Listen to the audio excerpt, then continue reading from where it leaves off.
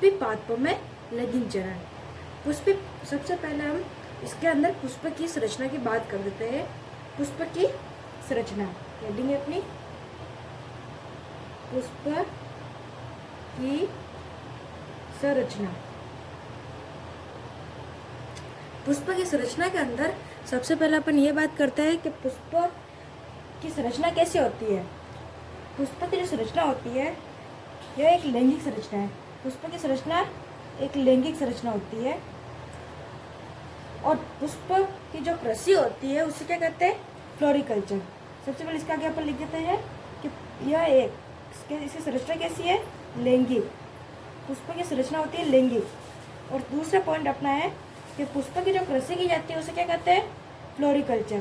पुष्प की कृषि को अपन कहते हैं फ्लोरिकल्चर। और फ्लोरिकल्चर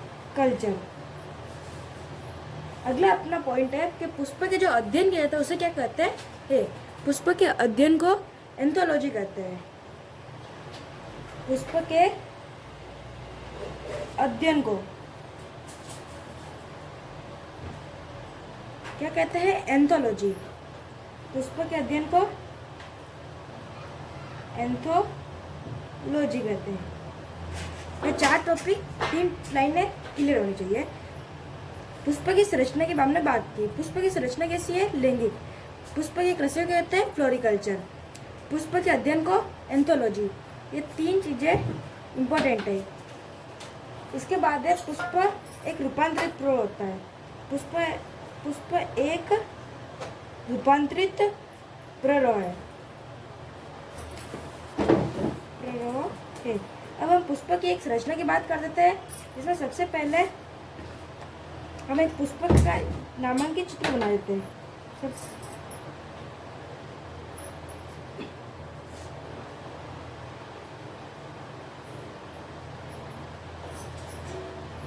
यह हो गया वर्तिकाग्र, इसे कहते हैं वर्तिकाग्र। ये क्या है, वर्तिकाग्र। और इसके बाद यह है वर्तिका। अभी हमने पूरा पुष्प का चित्र नहीं बनाया, अभी अपन चित्र बना रहे हैं। सबसे पहले एक एक टॉपिक का अगर आप चित्र बनाते हो तो उससे आपको चित्र बनाने में आसानी होती है। इसके बाद सबसे नीचे का जो भाग होता है उसे कहते हैं अपन अंडाशय। यह है अंडाशय। और इसके अंदर एक छोटा सा गोल टाइप होता है, उसे कहते हैं जायन। क्या कहते हैं, जायन। इसके बाद ये जो नीचे इसके सहारा होता है, जिसके ऊपर पुष्प खड़ा रहता है, उसे कहते हैं पुष्पासन। जिसके ऊपर पुष्प विराजमान होता है या किसके कह सकते हैं कि पुष्प खड़ा होता है, उसे कहते हैं पुष्पासन। पुष्पासन के 4 भाग होते हैं, जो कि हम इसके बाद हम चर्चा करेंगे। सबसे पहले पुष्प की संरचना की बात करते हैं। और इसके नीचे से निकले होते हैं पुंकेसर।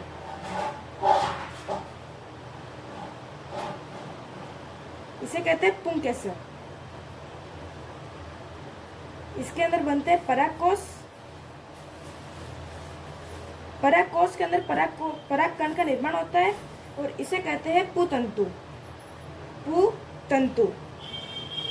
अगर कभी भी पुष्प के चित्र का नामांकित चित्र का नाम बोले तो इस प्रकार से आप चित्र इसे बना सकते हो। ये हो गया एक और परागकोश। ठीक है, अब अपन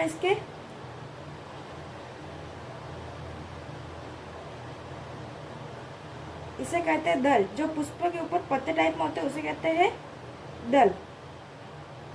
पुष्प के फूल होते हैं ना, उसे अपन कहते हैं दल।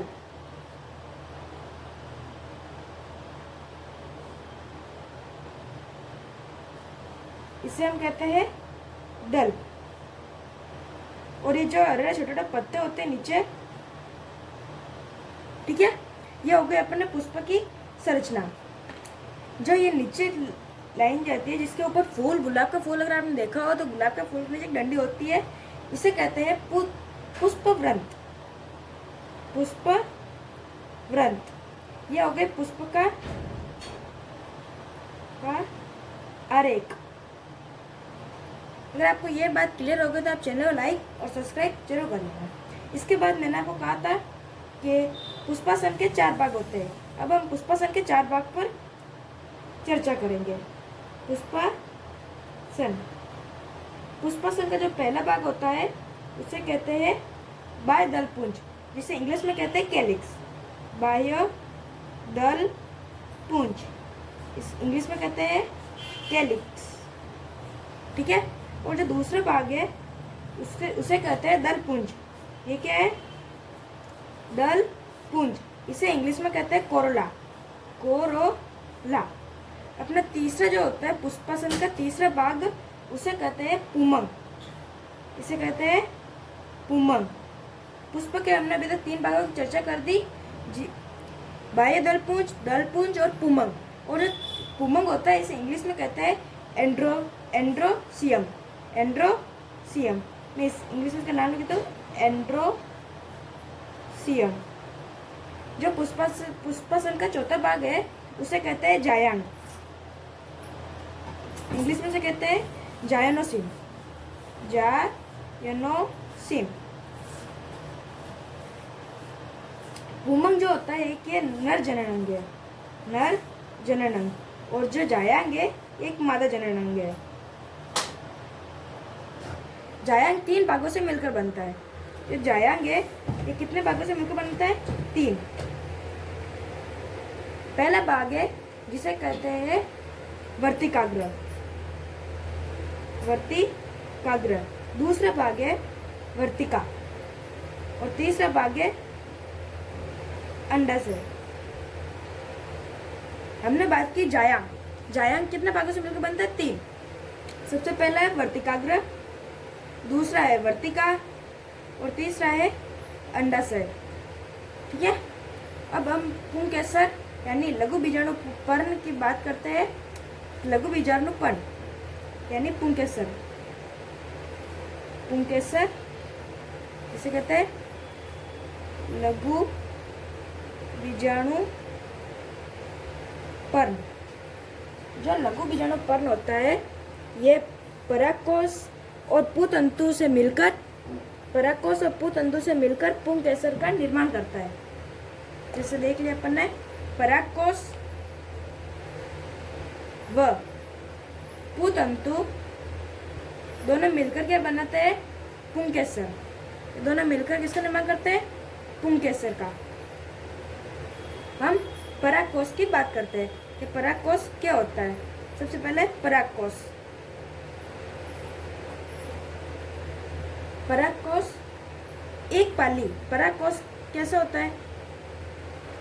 हमने परागकोश की अभी इधर चर्चा की थी। यह है अपना परागकोश। इसके अंदर कितनी पाली होती है? मतलब परागकोश के अंदर, परागकोश में 2 पाली होती है। कितनी? 2 पाली होती है। प्रत्येक कोष्ठ को लघु बीजाणुधानी कहते हैं। एक जो इसको साइड का होता है इसे कहते हैं लघु बीजाणुधानी। तो अपना पहला लाइन टॉपिक तो ये हो गया। दूसरा है कि प्रत्येक कोष्ठ को लघु बीजाणुधानी कहते हैं, ठीक है। एक परागकोश में 4 लघु बीजाणुधानी होती है। जो एक परागकोश है इसको जब यहाँ से काटा जाता है तो ये इस प्रकार का होता है। इसके अंदर 1, 2, 3 और 4। हम इसकी संरचना की बात आगे करते हैं। उससे पहले अपन इसमें यहाँ पे एक लाइन लिख देते हैं कि एक परागकोश में 4 कितनी? 4 लघु बीजाणुधानी। एक परागकोश में 4 लघु बीजाणुधानियां होती है, ठीक है। और अगला, अब हम लघु बीजाणुधानी के बारे में चर्चा करते हैं।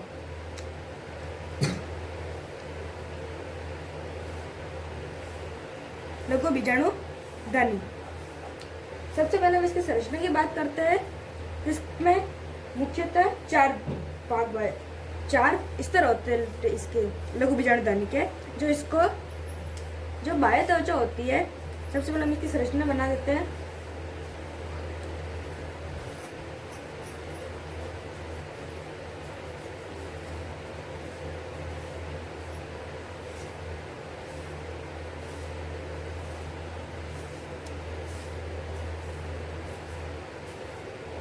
इसके ऊपर 4 परत होती है।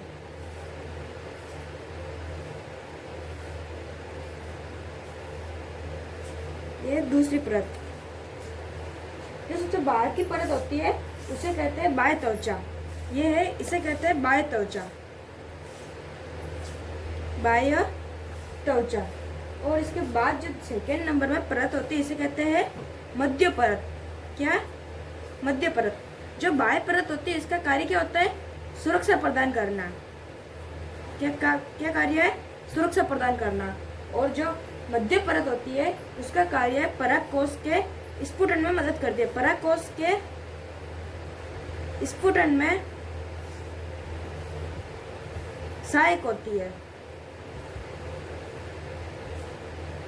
और अपन तीसरी परत की बात करते हैं। नहीं, यह अपनी तीसरी परत है मध्य परत। और जो दूसरी परत है इसे कहते हैं अंतःस्थीशियम। अंतःस्थीशियम जो कि परागकोश के स्फुटन में मदद करती है। और जो मध्य परत होती है ये भी यही कार्य करती है।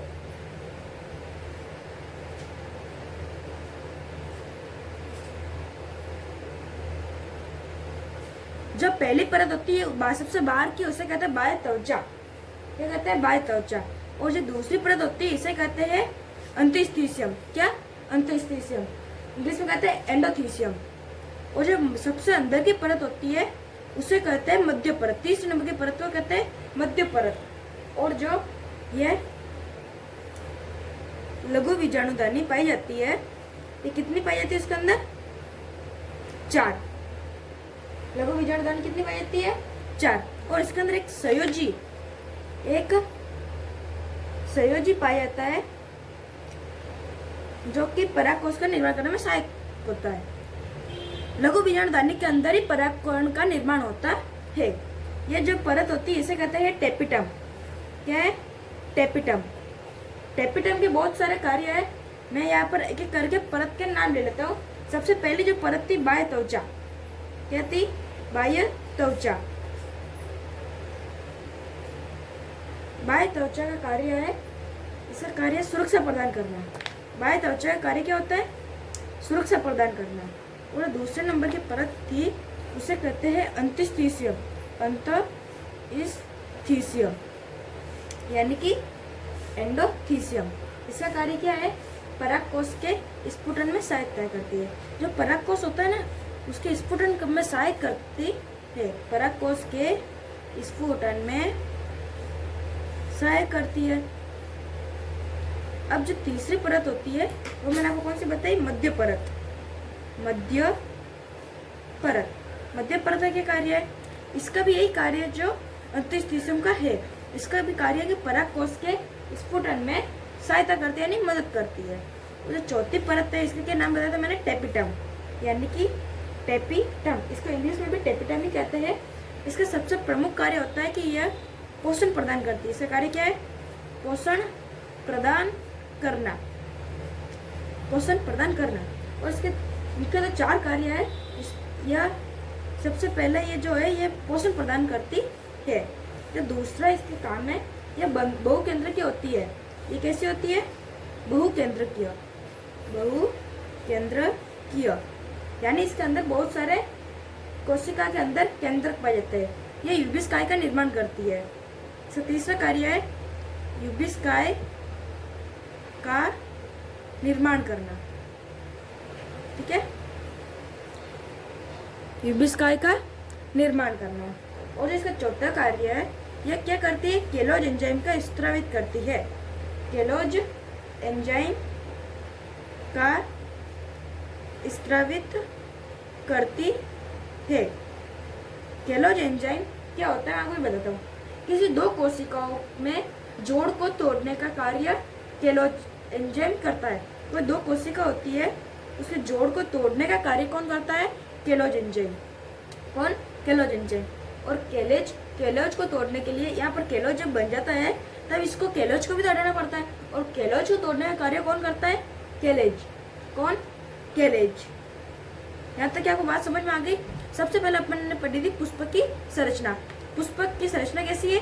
पुष्पक की संरचना एक लैंगिक संरचना है। पुष्पक की कृषि को कहते हैं फ्लोरिकल्चर। पुष्प के अध्ययन को कहते हैं एंथोलॉजी। पुष्प एक रूपांतरित प्रवर्त। फिर हमने पुष्प की इस रचना के बारे में बात की थी। पुष्प के हमने एक एक भाग के बारे में अच्छी तरह से वर्णन किया था और इसके बाद हमने पढ़ा पुष्पासन। पुष्पासन के मुख्यतः 4 भाग होते हैं, बाह्य दलपुंज, दलपुंज, पुमंग और जायांग। जायांग जो होता है उसके भी मुख्यतः 3 भाग होते हैं। पुमंग क्या होता है? एक नर जनन अंग है। पुमंग क्या है? नर जनन अंग। और जायांग क्या है? मादा जनन अंग। ठीक है। और जब बाह्य दलपुंज है तो इसका कहते हैं इंग्लिश में कैलिक्स, दलपुंज को कोरिला, पुमंग को एंडोसियम, जायांग को जायनोसियम। ठीक है। जायांग 3 भागों से मिलकर बनता है, वर्तिकाग्र, वर्तिका और अंडाशय। इसके बाद अपना टॉपिक है पुंकेसर। पुंकेसर कहते हैं लघु बीजाणु पर्णि को। परागकोश और पुतंतु मिलकर क्या बनाते हैं? पुंकेसर। अब अपन चर्चा करते हैं परागकोश पर। परागकोश में 2 पाली होती है। अपन देखिए यह है अपना परागकोश, इसके अंदर मुख्यतः 2 पाली होती है। इसे तो कहते हैं पुतंतु, इसे कहते हैं परागकोश। परागकोश में कितनी पाली होती है? 2 पाली होती है। ठीक है। प्रत्येक कोष्ठ में लघु बीजाणु ध्वनि कहते हैं। जो प्रत्येक कोष्ठ होता है ना उसे कहते हैं लघु बीजाणु ध्वनि। और जो इसके अंदर किसको काटने पर जो अरेख मिलता है ना उसके अंदर 4 लघु बीजाणु ध्वनि मिलती है। 1, 2, 3, 4। अभी हमने यहाँ पर लघु बीजाणु ध्वनि की बात की। सबसे बाहर की परत को कहते हैं बाह्य त्वचा और जो 2nd नंबर की परत होती है उसे कहते हैं अंतस्थिशियम। इंग्लिश में क्या कहते हैं? एंडोथीसियम। और जो 3री नंबर की परत होती है उसे कहते हैं मध्य परत यानी मिडल लेयर। और 4थी परत होती है इसे कहते हैं टेपिटम। ये क्या है? टेपिटम। और जो ये अलग से उत्तक होता है ना इसे कहते हैं संयोजी उत्तक। ये एक प्रकार का इश्यू है यानी कि टिश्यू है जो एक उत्तक है। हमने फिर बाह्य त्वचा की बात की। बाह्य त्वचा का कार्य क्या है? अगर आपको बता दूं सभी कोई भी अगर वस्तु या किसी भी आप कोशिकाओं की किसी की बात करते हैं सबसे बाहर की परत का कार्य हमेशा क्या होता है? सुरक्षा प्रदान करना। और जो अंतस्थिशियम यानी कि मध्य परत और बाह्य त्वचा के मध्य में जो होती है उसे क्या कहते हैं? अंतस्थिशियम। अंतस्थिशियम का कार्य क्या होता है? परागकोश होता है ना, परागकोश उसके स्फुटन में सहायक होती है मध्य परत। इसका भी कार्य क्या है? परागकोश के स्फुटन में सहायता करना। टेपिटम के अपन ने मुख्यतः 4 कार्य पढ़े। पहला कार्य क्या है इसका? पोषण प्रदान करना। दूसरे इसके बाद क्या? ये बहुकेंद्रिक होता है, इसमें बहुत सारे केंद्रक होते हैं। यूबिस्काई का निर्माण करती है। केलोज एंजाइम स्त्रवित करती है। और मैंने केलोज एंजाइम को तोड़ने का कार्य कौन करता है? केलेज एंजाइम को तोड़ने का कार्य केलेज करता है। इसके बाद हम पढ़ते हैं लघु बीजाणु जन। लघु बीजाणु जनन किसे कहते हैं? अगला अपना टॉपिक है लघु बीजाणु जनन। लघु बीजाणु जनन। सबसे पहले अपने बात करते हैं लघु बीजाणु जनन किसे कहते हैं? लघु बीजाणु मात्र कोशिका से 4 अगुणित लघु बीजाणु के निर्माण में अर्धसूत्री विभाजन के द्वारा लघु बीजाणु जनन कहा जाता है। लघु बीजाणु मात्र कोशिका होती है। सबसे पहले लघु बीजाणु मात्र कोशिका से चार अगुणित, कौन से? अगुणित 4 अगुणित लघु बीजाणु जन्म। लघु बीजाणु मात्र कोशिका से 4 अगुणित, कैसे? अगुणित लघु बीजाणु के निर्माण के इसका क्या होता है? निर्माण क्या कहलाता है? लघु बीजाणु जनन। क्या कहा आपने? लघु बीजाणु मात्र कोशिका से 4 अगुणित, इसको क्या कहते हैं? अगुणित। लघु बीजाणु मात्र कोशिका से 4 अगुणित लघु बीजाणु के निर्माण की क्रिया लघु बीजाणु जनन कहलाती है। ये बात ठीक है। अब अपन पढ़ते हैं लघु बीजाणु। जो लघु बीजाणु ध्वनि होती है, लघु बीजाणु होता है, ये किसका निर्माण करता है? परागकण का। लघु बीजाणु किसका निर्माण करता है? यह परागकण का निर्माण करता है। लघु बीजाणु परागकण का निर्माण करता है। इसके बाद जो कोशिका भित्ति होती है इसकी लघु बीजाणु का, लघु बीजाणु जो होता है इसकी जो कोशिका भित्ति होती है ये सेल्यूलोज और पेक्टिन की बनी होती है। लघु बीजाणु की कोशिका भित्ति कोशिका भित्ति किसकी बनी होती है? सेल्यूलोज, सेल्यूलोज और पैक्टिन की। कौन सी? अपने दो एंजाइम की बात की, पहला है सेल्यूलोज, दूसरा है पैक्टिन की। इन दो चीज़ों से लघु बीजाणु की कोशिका भित्ति बनी होती है। कई सारे ग्लूकोज मिलकर सेल्यूलोज का निर्माण करते हैं। टेपिटम दो एंजाइम स्रावित करता है। टेपिटम के बारे में हमने पढ़ा था। टेपिटम ने 4 बात पढ़ी थी। और एक और बात है कि टेपिटम दो एंजाइम स्रावित करता है। कौन कौन से? पहला तो है प्रोबिस और दूसरा है स्पोरोपोलिनिन।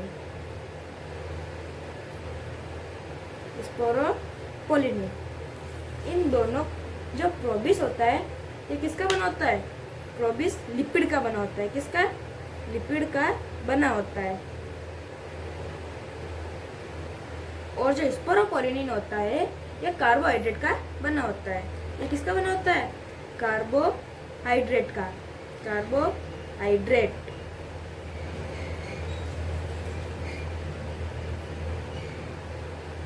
प्रोबिस तथा ये जो प्रोबिस है, प्रोबिस तथा स्पोरोपोलिनिन को यूबिस्काई कहते हैं। इन दोनों को जब मिलाते हैं, प्रोबिस व स्पोरोपोलिनिन, प्रोबिस व स्पोरोपोलिनिन, स्पोरोपोलिनिन, इन दोनों को एक साथ में कहते हैं यूबिस्काई।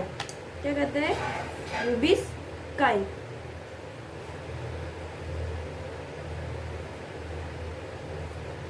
यह कोशिका भित्ति के बाहर बनती है। यूबिस्काई कहाँ पर बनती है? कोशिका भित्ति होती है ना, कोशिका भित्ति इसके बाहर की तरफ बनती है। इसके बाद वो जो स्पोरोपोलिनिन है ना, ये पादप जगत का सबसे कठोर पदार्थ है। स्पोरोपोलिनिन पादप जगत का सबसे कठोर पदार्थ होता है। सबसे कठोर पदार्थ होता है। अगर आपसे कोई क्वेश्चन पूछ ले सूक्ष्म जीवाश्म किसके मिलते हैं, तो सूक्ष्म जीवाश्म किसके मिलते हैं? परागकण के। किसके? परागकण के। क्योंकि इसमें क्या होता है? स्पोरोपोलिनिन। आपको ये बराबर तो दिख रहा है? ठीक है। अगला अपन जानते हैं कि गुरु बीजाणु जनन किसे कहते हैं। अपन पहले क्या पढ़ते थे? लघु बीजाणु जनन। अब अपन पढ़ते हैं गुरु बीजाणु जनन। अब अपन का टॉपिक है गुरु बीजाणु जनन। गुरु बीजाणु जनन किसे कहते हैं? गुरु बीजाणु जनन जब द्विगुणित, क्या होता है? द्विगुणित गुरु बीजाणु मात्र कोशिका से, जब द्विगुणित गुरु बीजाणु मात्र कोशिका से अर्धसूत्री, कौन सा? अर्धसूत्री विभाजन करता है। अर्धसूत्री क्या करता है? विभाजन। अब विभाजन से क्या बनता है? गुरु बीजाणु। तो इसे क्या कहते हैं? गुरु बीजाणु जनन। हमने क्या पढ़ा कि जब द्विगुणित, कैसा? द्विगुणित गुरु बीजाणु मात्र कोशिका से अर्धसूत्री विभाजन, कैसे विभाजन? अर्धसूत्री विभाजन से गुरु बीजाणु बनने की प्रक्रिया क्या कहलाती है? गुरु बीजाणु जनन कहलाती है। द्विगुणित गुरु बीजाणु मात्र कोशिका से अर्धसूत्री विभाजन से गुरु बीजाणु बनने की प्रक्रिया गुरु बीजाणु जनन कहलाती है। अपना अगला टॉपिक अभी है लघु बीजाणु का परागकण में परिवर्तन। जो लघु बीजाणु होता है उसका परागकण में परिवर्तन होता है। परागकण, हम ये टॉपिक लेक्चर 1 अभी हम समाप्त करते हैं और लेक्चर 2 आपके लिए जल्द से जल्द लेकर आएंगे। और लेक्चर 2 में हम पढ़ेंगे लघु बीजाणु का परागकण में परिवर्तन। ठीक है दोस्तों, और इस वीडियो को आप लाइक, शेयर और कमेंट जरूर कर देना। Thank you for watching.